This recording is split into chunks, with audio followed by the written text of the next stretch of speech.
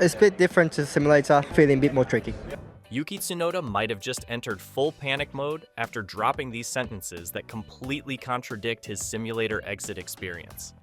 At first, he claimed the RB21 was easy, almost a piece of cake, but now he's admitting it feels tricky, just like every previous second driver warned. So was his first response and the simulator data just a fabricated lie? And what exactly got exposed yesterday that's turning the paddock upside down? The answer lies right here, and no. I won't make you wait until the end of this video to find out. Let's spill all the beans, one by one. I mean, sure, Yuki isn't on fire, but nobody expected him to be on fire. First, let's rewind to when it all started. Early 2025, inside Red Bull's headquarters at Milton Keynes. Yuki Tsunoda finally got his shot at the RB21 simulator after Liam Lawson was brutally kicked out. The pressure was sky high. Everyone expected Yuki to step out shaking his head, maybe even struggling to handle what Red Bull had built around Max Verstappen's brutal driving style. But that didn't happen. Instead, Yuki walked out and calmly told the media, "The RB21 is not that difficult to drive. I didn't have any strange feelings in the simulator." You could almost hear jaws dropping across the paddock. This wasn't just surprising, it was historic.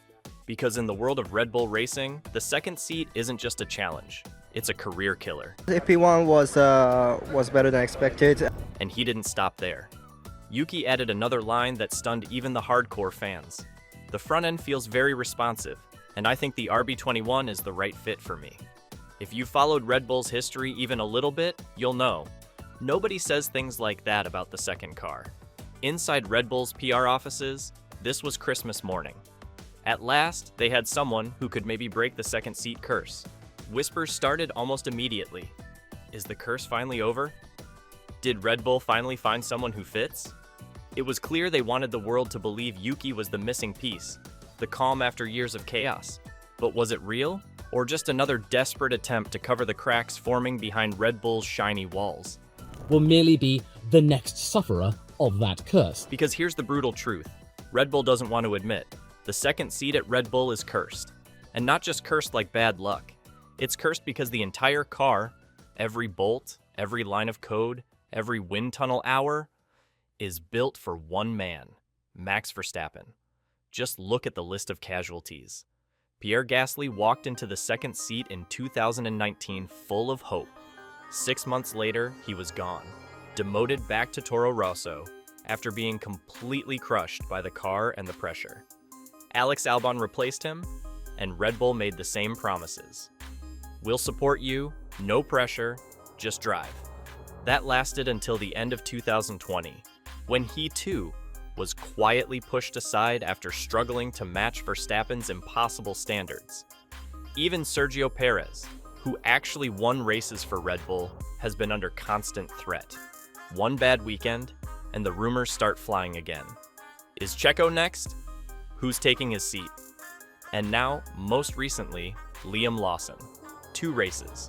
That's all he got before Helmut Marko decided he wasn't good enough, slammed the door, and called in Yuki Tsunoda. But behind the scenes of it all, Max Verstappen's frustration with the team's growing instability had already reached dangerous levels. The next sufferer of that curse. However, I have news to tell you, courtesy of an article that I saw via motorsport.com. Max has never been a fan of constant driver swaps. He values stability, not endless resets that throw the team into chaos. In his ideal world, the second driver would be consistent, reliable, and focused purely on helping Red Bull dominate. But what he's seen over the past few seasons is the exact opposite. Having Max keeping faith with the entire project. And thankfully, so far, it's working. It's providing a solid start and some meaningful feedback that can then expedite the development of the car into something versatile and usable. When Liam Lawson was kicked out after just 2 races in early 2025, Max's dissatisfaction became obvious to those paying attention. The first sign? A simple Instagram like. Verstappen hit like on a post by former F1 driver Guy van der Garde, who openly criticized Red Bull's treatment of Lawson and compared it to bullying. Immediately, his ability to just decode the car at all, unlike Lawson. In the cutthroat world of Formula One, that's not a small move. For a driver like Max, who usually stays apolitical in public, that silent gesture spoke louder than any press statement. Max's growing frustration wasn't just emotional either, it was contractual. His current deal with Red Bull, signed in early 2022 and running through 2028, reportedly contains an exit clause. That clause can be activated if the team's performance drops or the internal environment becomes too unstable. Arguably started after Daniel Ricciardo skipped town. Sure, it's too early to say whether or not Max will remain with the team through to the end of his current deal, but if the upper management can demonstrate more and more instances of swallowing pride, and with Red Bull's engineering department losing key figures, the second seat becoming a revolving door, and management squabbling leaking into the press, Max's exit clause is starting to look less theoretical and more like a ticking time bomb. Red Bull's leadership knows this. They know that without Verstappen, their entire empire collapses. Max isn't just their four-time world champion, he's the center of Red Bull Racing's power. Lose him, and the whole house of cards falls. But instead of fixing the core problems, Red Bull chose a different strategy. Blame someone else. Yuki Tsunoda crashed the car in practice, and is Max Verstappen about to pummel him into the dust? Well, I hate to disappoint you, but turns out... In a stunning twist, Helmut Marko tried to pin the blame for Yuki Tsunoda's delayed promotion on none other than Adrian Newey. And second, he wasn't that far behind Max Verstappen in the first session, when arguably he would have been even more unaware of what the car could do. Super! In a mid-March 2025 interview, Marko claimed that Newey had opposed Yuki's rise because of an incident at the 2023 Mexican Grand Prix. According to Marko's story, Newey was furious at Tsunoda's driving and blocked his chances to join Red Bull sooner. Tsunoda's was about a tenth and a half faster than Max's, through the Degners and through to Spoon. That's a strong early marker. But okay, you probably want to know what Yuki himself made of his first practice sessions with the Red Bull Racing operation. There was just one problem. It never happened.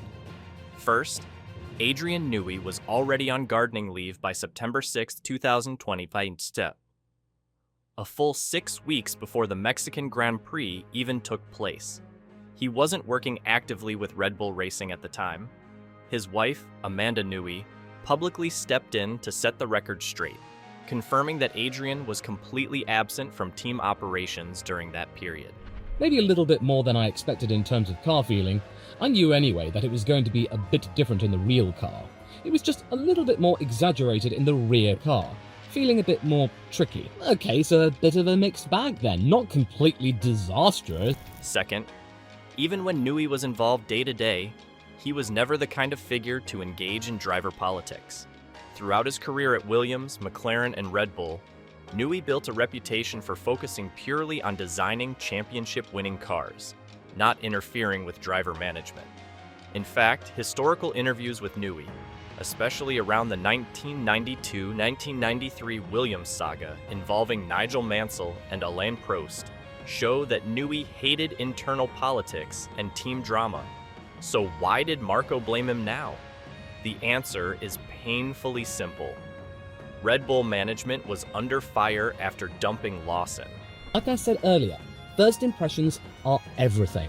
Now, even though there is more to be discussed and further developments that could be seen on the track, fix the car. And if these upgrades that Red Bull have brought to the Japanese Grand Prix are anything to go by, this might be a sign that they are about to, change the fudging car. Fans, journalists, and even rival drivers like Carlos Sainz and Esteban Ocon publicly criticized the team's ruthless behavior.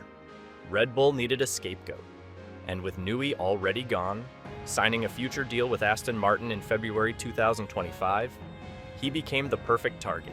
Someone they could blame without risk of public retaliation. But it gets even messier. His feedback is very clear, very concise in the car. So it's just the start of his journey with the team and plenty to get into. He certainly made in a high-pressured situation a positive start, and he just needs to build on that now through the rest of the weekend. He brings experience. While Red Bull's PR machine tried to sell the idea that Yuki's promotion was purely based on merit, many insiders speculated otherwise. Some believe Red Bull pushed Yuki to say positive things about the RB21 during his simulator sessions. Why? Because the second seat curse was becoming a PR disaster, and Red Bull desperately needed to kill that narrative before it destroyed the team's image.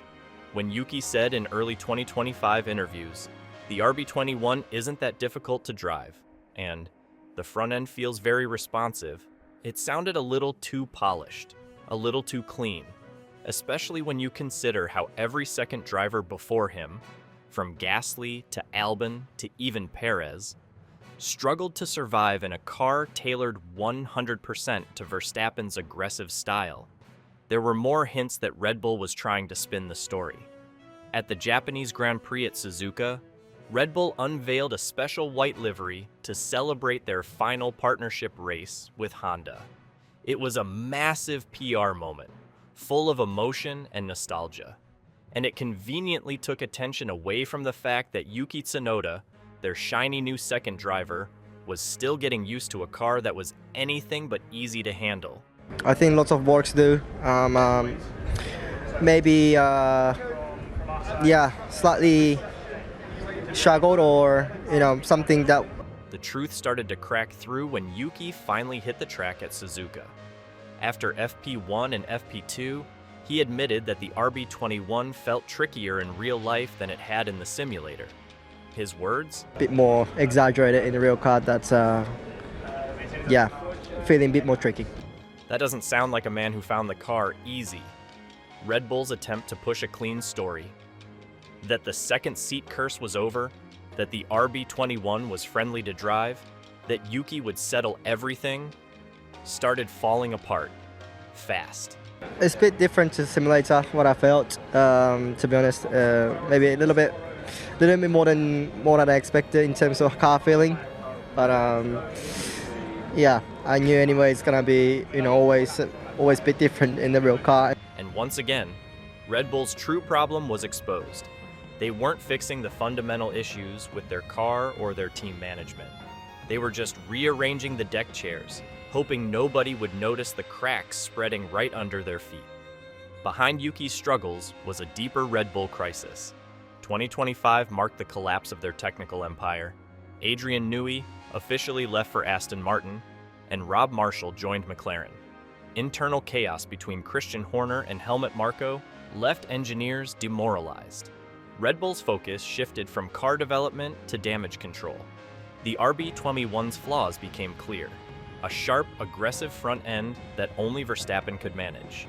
Yuki, despite the PR hype, found himself battling the same demons that broke Gasly, Albon, and Perez before him. Red Bull's gamble to spin a clean story was falling apart lap by lap, exposing a team losing its grip exactly when rivals like McLaren and Mercedes were starting to rise. That's the full story. But what's your take on Red Bull's latest mess? Drop your thoughts in the comments below.